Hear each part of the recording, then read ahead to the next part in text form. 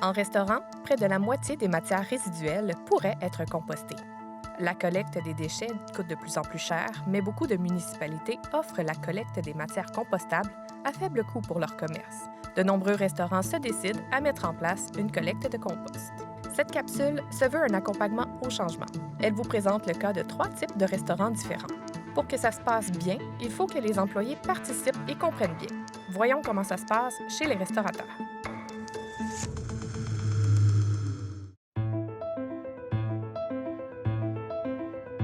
Depuis l'automne dernier, on a entamé un projet en collaboration avec la Ville pour imposer ici le compost. Donc ici, chez Manger, on est 3 employés.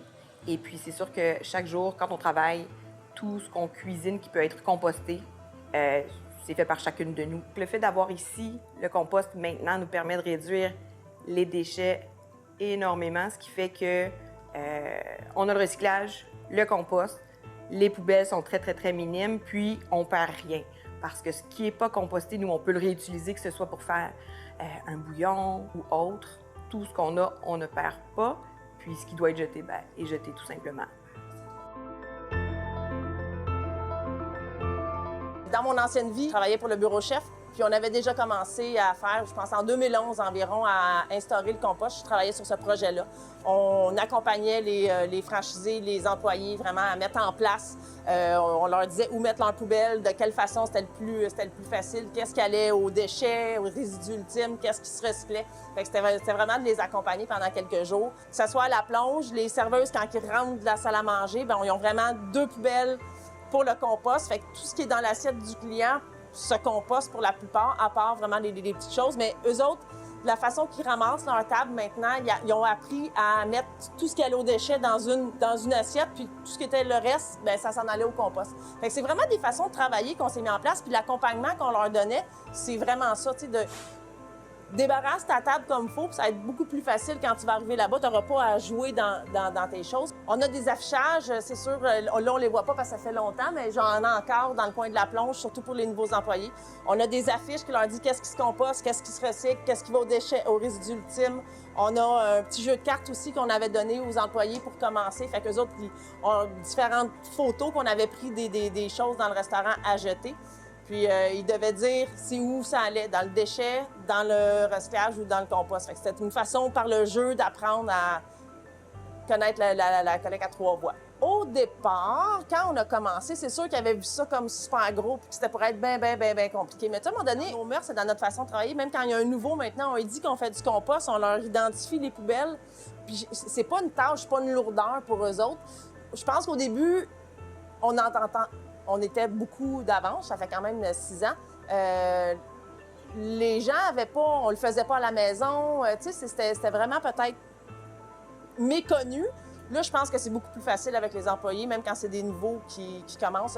Pour la plupart, le font à la maison, fait qu'ils voient, tu sais, ils savent déjà c'est quoi, là. C'est sûr que des relâchements, des fois, il y a du monde, tu sais, on travaille, on s'en rend pas compte, on le met là, ça aurait dû aller dans le compost, mais finalement, on l'a mis dans le déchet. Ça arrive. Je suis assez présente dans les opérations, fait que j'essaie le plus possible de quand je les vois, tu sais, des fois, ils mettent pas le recyclage en premier, puis ici, c'est vraiment juste des frites, tu sais, ils vont le mettre, parce qu'ils sont habitués de le mettre dans la première poubelle, ils vont le mettre dans... Fait que là, tu sais, juste leur dire, mais c'est sûr, il n'y a pas personne de parfait, là, mais on essaie, je pense que l'effort qu'on fait, je pense que ça vaut la peine aussi. Non, les employés ils ont tous été satisfaits. Tout le monde a embarqué dans le projet. Quand ils ont des questions, des fois, ils me le demandent. Si je suis pas sûre, j'appelle à Synergie, ils me répondent. Des fois, on se pose des questions. Qu'est-ce qui va dans le recyclage ou pas? J'ai mon affiche de qu'est-ce qui va dans le compostable. Puis j'ai une affiche pour mettre dans le recyclage aussi. Fait que des fois, on se pose des questions, on regarde dessus, on le met dans la bonne poubelle. Peu importe les raisons, ces restaurateurs ont réussi à réduire de beaucoup ce qu'ils envoyaient à l'enfouissement. Un beau succès. Avant d'introduire le compost, on avait au moins 2 à 3 sacs de poubelles par jour, contrairement à maintenant où on n'en sort qu'un, un qui est nettement plus léger du fait que tous les autres produits vont dans le compost ou dans le recyclage. J'avais 78 tonnes métriques de déchets. Et on envoie seulement 15 tonnes métriques maintenant dans les centres d'enfouissement. Point de vue économie, là, j'attends des nouvelles de la municipalité, mais c'est sûr que je vais sauver au moins plus que 50 par année juste en vidange.